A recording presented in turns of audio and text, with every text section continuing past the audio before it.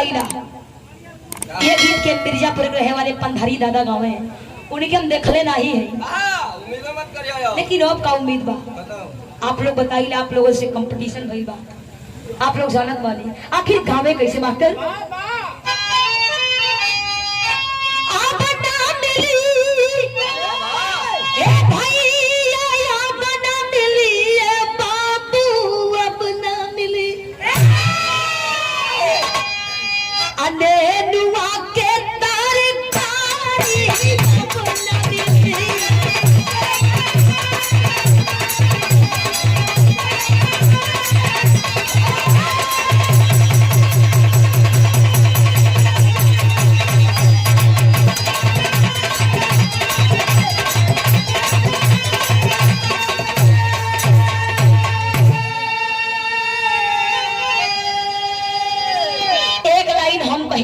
कैसे